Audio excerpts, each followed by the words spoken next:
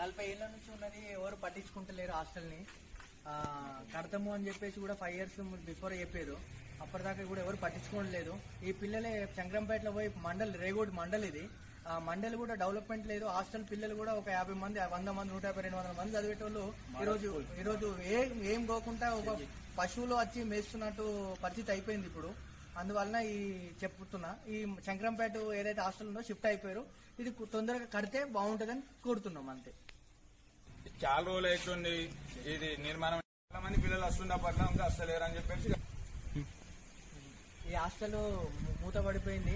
అదే 2-3 సంవత్సరాల్లో కడతా అని చెప్పేశారు 2 ఫ్లోర్లు. ఇప్పటి వరకు ఒక వార్డెన్ కూడా ఎప్పుడో వస్తూ పోతూ ఉంటారు, ఎవరు పట్టించుకుంటలేరు ఇక్కడ.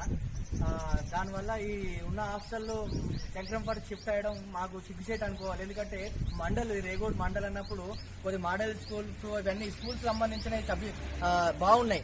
దాని పరంగా హాస్టల్స్ సంబంధించిన పిల్లలు చాలా మంది చదువుకుంటారు. ఎందుకంటే మేము చూసిన ఇప్పటికి ఒక 27 సంవత్సరాలకు వచ్చినామంటే గత జూనియర్స్ ఒక 150-200 మంది ఉండి మంచి హాస్టల్ సత్వరం ఉండే అప్పుడు.